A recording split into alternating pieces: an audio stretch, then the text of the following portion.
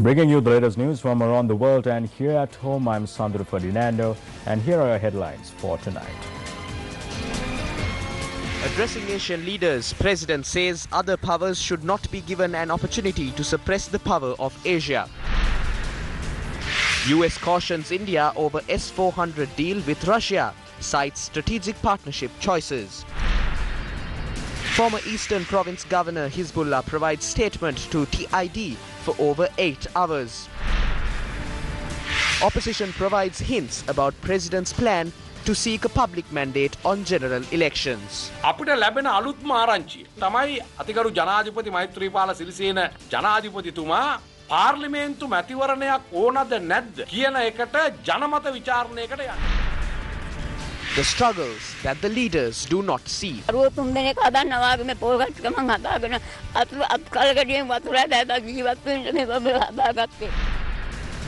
Construction activities of the 2500th Udagamana begins. Royal College, Colombo defeat Trinity College Kandy to win the 75th Bradby Shield.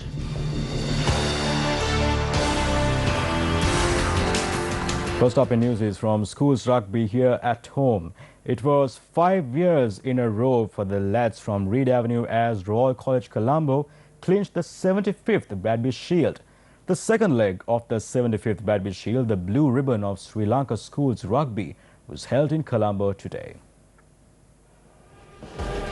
It was probably what could have been the best comeback ever in Bradby Shield history, as Trinity emerged victorious 24 points to 13 in the second leg played at the Royal Complex this evening. Royalists were firm favourites as they came into the game with a 17-point cushion as they thumped Trinity 34 points to 17 at the first leg in Palikale.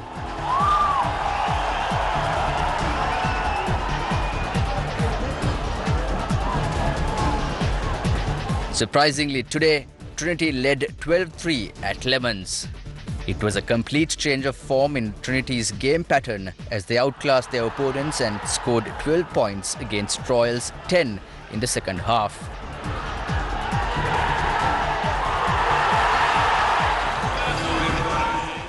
However, it was too little too late for Trinity as Royal held on to their nerves and scored 2 valuable tries courtesy of their ever-famous rolling maul. At the end of the final whistle, Royal College recorded a 47 points to 41 win against Trinity on aggregate. This is the 34th Bradby Shield win for Royal College, and the Shield will remain at Reed Avenue for the 5th consecutive year. Moreover, it was way back in 2014 Trinity last had their hands on the Bradby Shield.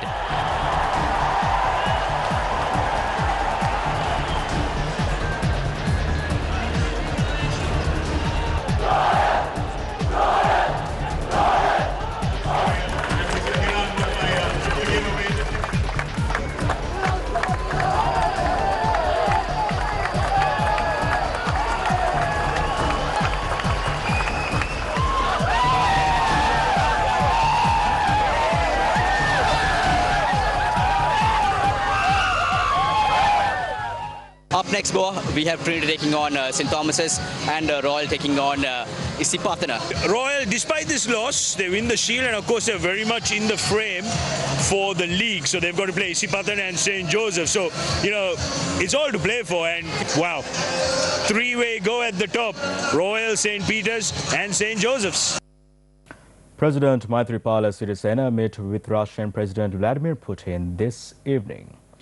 The leaders met at the 5th summit of the head of state of the Conference on Interaction and Confidence Building Measures in Asia, or the CICA, in Tajikistan. Addressing the summit, President said that other powers shouldn't be given an opportunity to suppress the power of Asia. Russian President Vladimir Putin, Iranian President Hassan Rouhani, Chinese President Xi Jinping and several other Asian leaders attended the summit at the presidential residence in Dushanbe. President Maithripala Sirisena addressed the summit at 12:15 p.m. Sri Lankan time. I request not to let other powers to suppress the power of Asia. I believe that peace and economic well-being in Asia should be strengthened during the next century. I also believe that CICA should commit to safeguard the independency of democratic and free countries. Countries shouldn't be threatened, and attempts should not be made to suppress the freedom and democracy of the countries. So I respectfully request all of you to spearhead the CICA summit with unity and strength. It is important that CICA recognizes its new future challenges. It will help us move forward. Unity and peace is required for all of these. Sustainable development goals could be achieved through peace. Regional peace is also of paramount importance. I believe that the motives of CICA is important to ensure regional peace.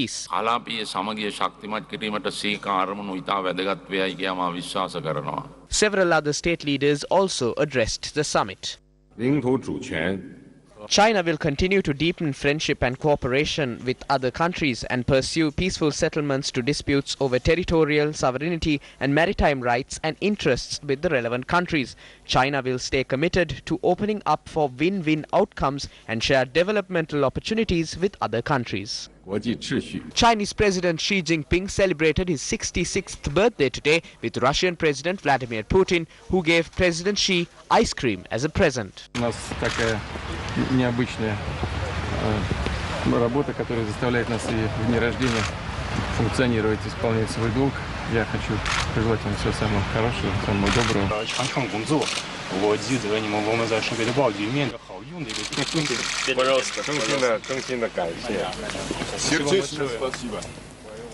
Meanwhile, the state leaders attended the CICA summit following the Shanghai Cooperation Organization summit in Kyrgyzstan's capital Bishkek. SCO represents the largest combined population of any regional grouping in the world, with over 3 billion women and men.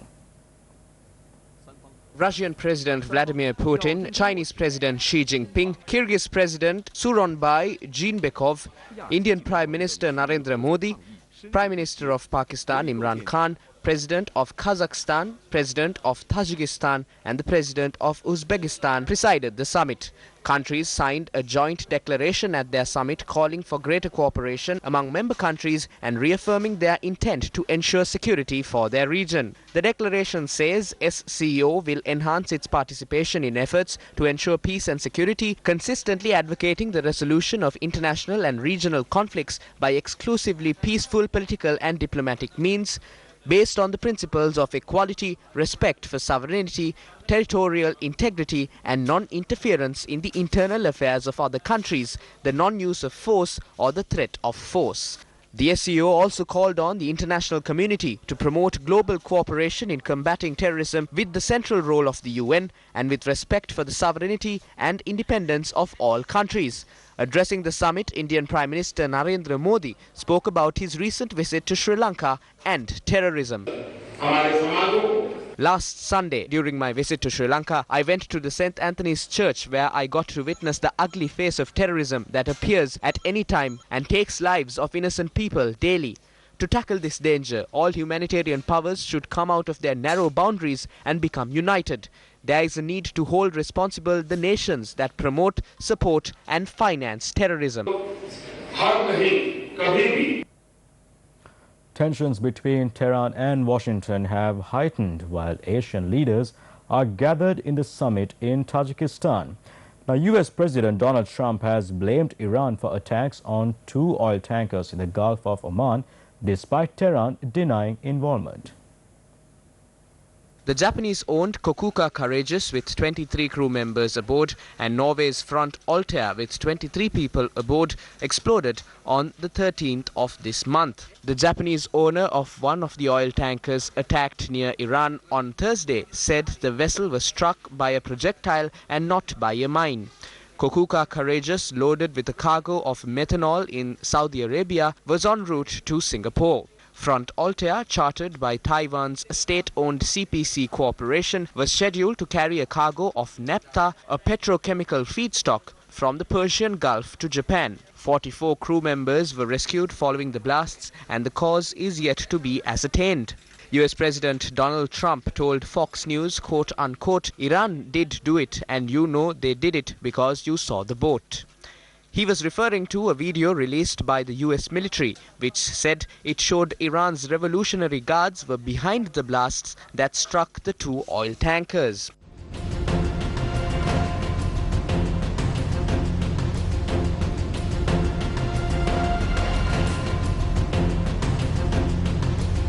However, addressing the Shanghai Cooperation Organization summit in Kyrgyzstan's capital, Bishkek, Iranian President Hassan Rouhani said US actions threaten Middle Eastern stability. The US government has acted against all international laws and structures in the last 2 years by taking advantage of its economic, financial and military capacity and by adopting an aggressive policy, and it has posed a serious threat to regional and international stability. Iranian Foreign Minister Mohammad Javad Zarif said the United States, quote-unquote, immediately jumped to make allegations against Iran without a shred of factual or circumstantial evidence.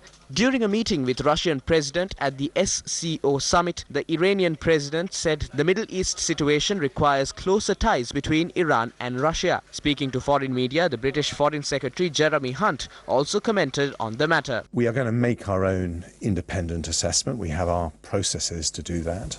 We have no reason not to believe the American assessment, and our instinct is to believe it because they're our closest ally, and we are very worried about the situation. A 4.5% surge in oil prices earlier has eased slightly, with the price of Brent crude futures currently up around 2%.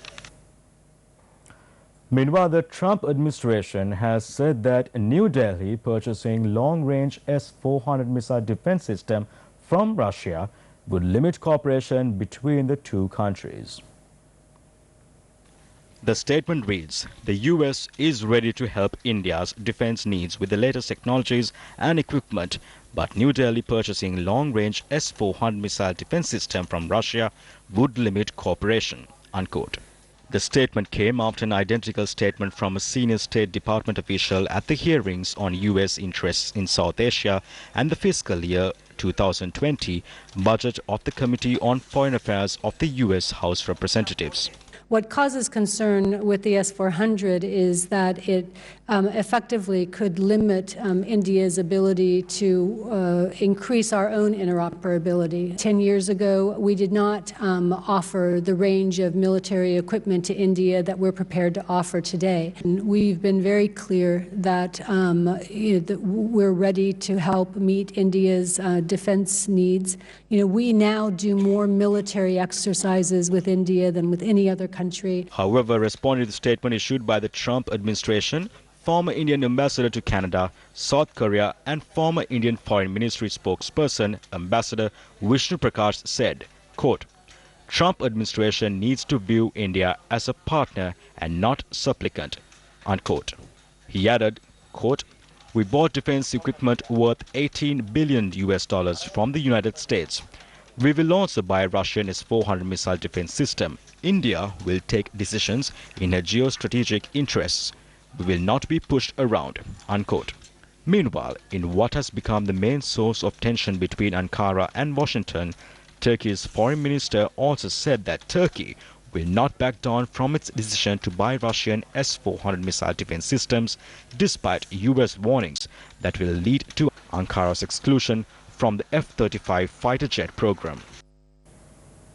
Against such a backdrop, where several Asian countries have been influenced by the United States of America, U.S. Secretary of State Mike Pompeo is hoping to visit Sri Lanka on the 24th of this month.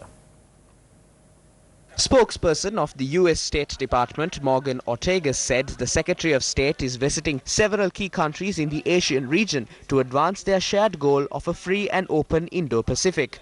Secretary Pompeo will arrive in the island following his visit to New Delhi and meeting with the Indian Prime Minister first. He will visit Sri Lanka on the 24th and remain until the 30th of this month. The Secretary's next stop will be in Colombo, Sri Lanka, where Secretary Pompeo will express America's solidarity with the people of Sri Lanka as they stand united against the despicable Easter Sunday terrorist attacks. He will also discuss promising opportunities for U.S.-Sri Lanka cooperation based on shared commitments to a free and open Indo-Pacific region. Former governor of the Eastern Province, MLAM Hizbullah, was summoned to the Terrorist Investigations Department earlier today for questioning. He left the TID after providing a statement for more than 8 hours. The former governor was summoned to the TID to record a statement over a meeting he had with 2 suspicious Arabians at a hotel in Calcutta at around 10 p.m. on the 22nd of April while police curfew was in effect. Are the preparations for Muslim ministers who resigned to take oath once again? 2 of the Muslim ministers who resigned expressed these views. Views were expressed in the Tri-Sect Sangha Sabha. We discussed about this with the Mahasangha. There were requests from several factions. So we decided to meet in Parliament on the 18th and make a decision. I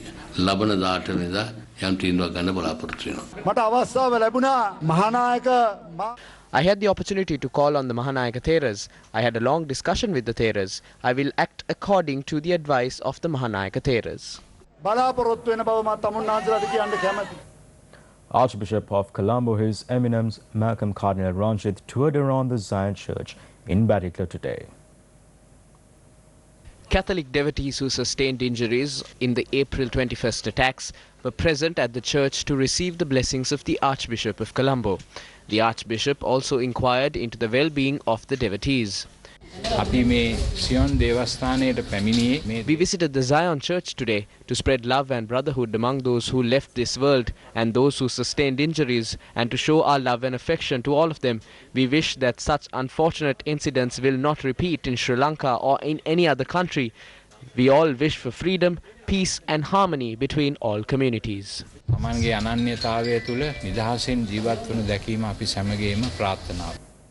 Up next is Action TV.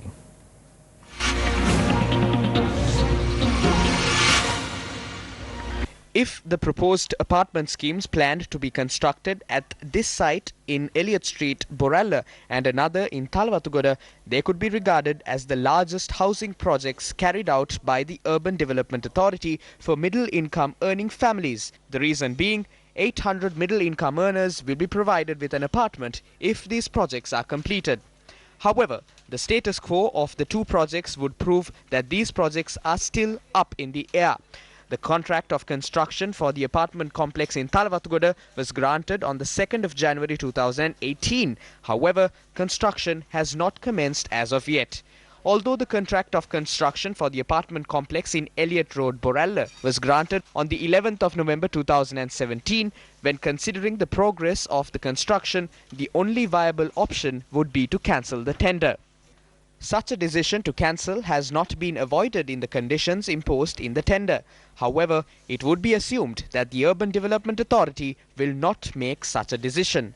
One key reason being that the Urban Development Authority, acting arbitrarily during the procurement process throughout the course of these projects, while clear procurement guidelines have been established in the country.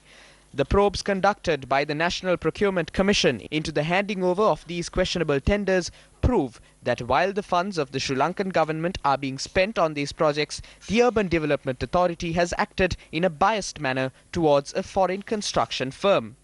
At a time where the Urban Development Authority is acting in such a manner, it is yet another questionable fact as to why the Cabinet of Ministers seem to be turning a blind eye regarding the matter. However, the Cabinet of Ministers have now been granted the opportunity to arrive at a proper decision regarding the 2 contracts since an ambiguous Cabinet memorandum has been published. More details on this will follow over the next few days.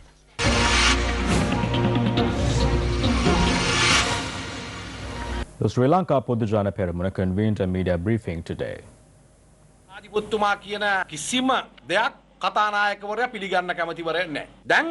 The latest information we received was that the President is going to seek public mandate to determine if the parliamentary election is required or not.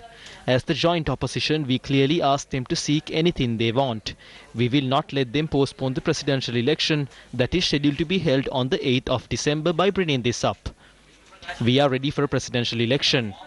Mahinda Rajapaksa will present our party candidate at the party summit in August. We can see that there is no one to bowl from the other side. So we will definitely place our candidate Gotabaya Rajapaksa on the president's seat on the 9th of December 2019.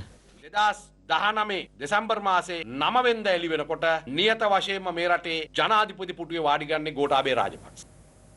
Meanwhile, questions were posed by journalists to the General Secretary of United National Party, Akhila Viraj Karivasam, regarding the presidential candidate representing the UNP. The upcoming election will be a presidential election. Do not hesitate. Our working committee will make the decision regarding the presidential election at the appropriate time. What sort of an answer do you want from me for that question? I will not answer that. You and I cannot decide those. That decision will be made by our working committee. The leader of our party is Ranil Wickremesinghe. There is no doubt in that. That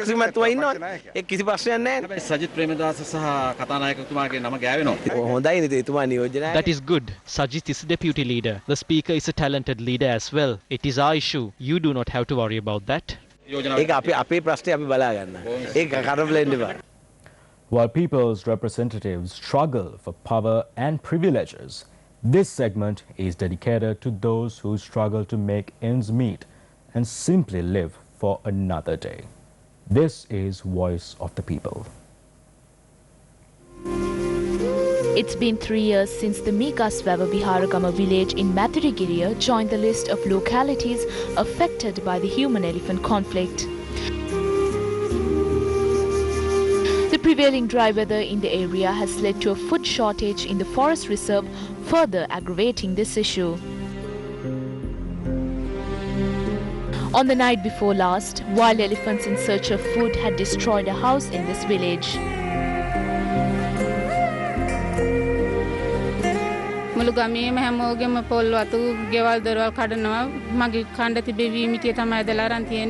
This year alone, 10 houses in this village have been destroyed by wild elephants.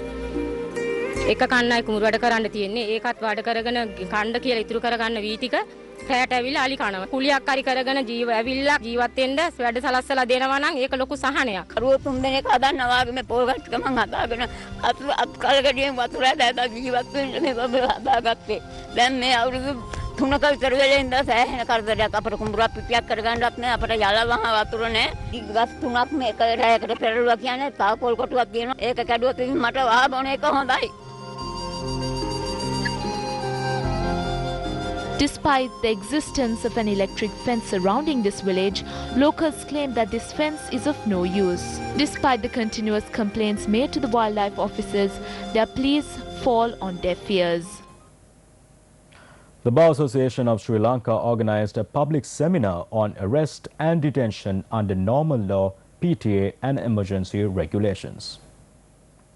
The event was attended by President's Council and President of the Bar Association of Sri Lanka, Kalinga Indathissa, Deputy Solicitor General Azad Nawawi, President's Council, Deputy President of the Bar Association, Shavindra Fernando, and DIG of Traffic, Ajit Rohana. So regularly, for a period of 1 week, 40 to 50 protest campaigns are conducted in the city of Colombo, and apart from that, 200 protest campaigns are conducted island-wide.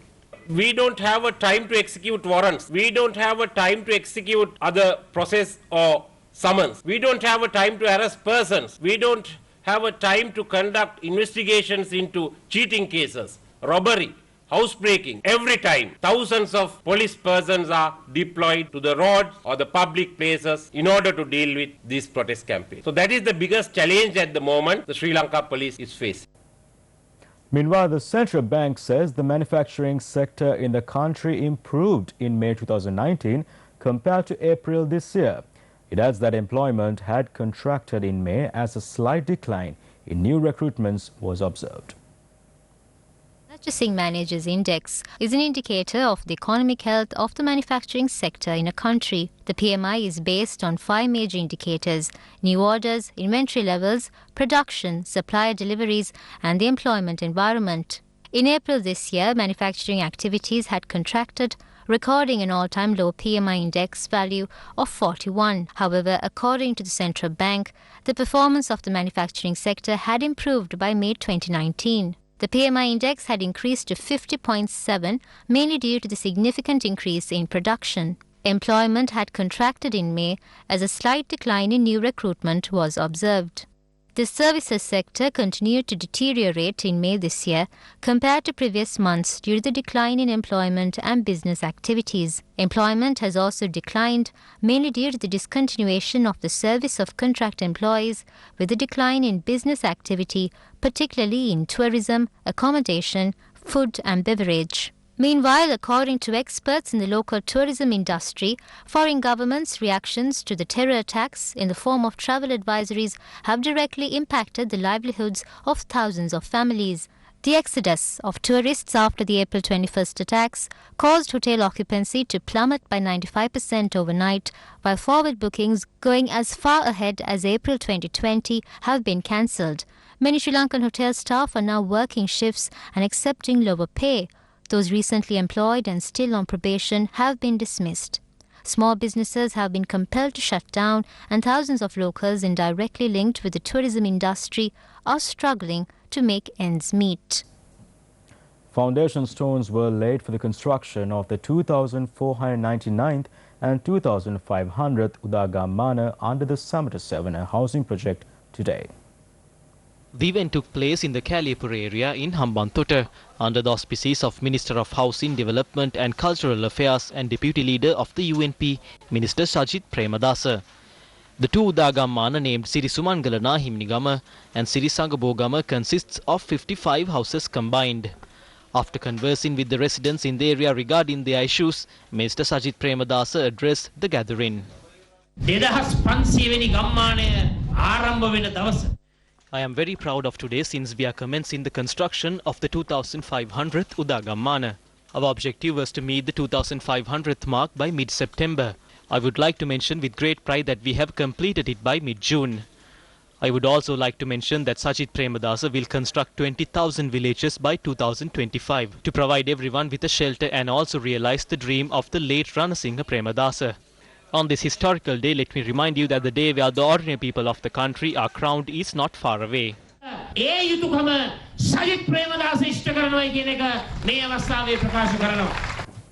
International Day of Yoga 2019 is being celebrated all across Sri Lanka. An event was held this morning at the Independence Square to celebrate the 5th International Day of Yoga.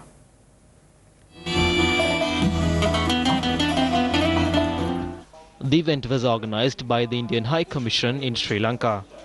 The United Nations General Assembly adopted a resolution in 2014, piloted by India, declaring June 21st each year as the International Day of Yoga. The resolution was supported by more than 170 countries, with Sri Lanka being one of the first co-sponsors of the resolution. Hundreds of yoga enthusiasts all over Sri Lanka also participated in the event.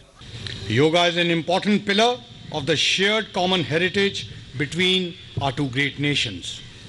This year, we started our yoga celebrations with the blessings of the most venerable Mahanaike and Anunaike Theros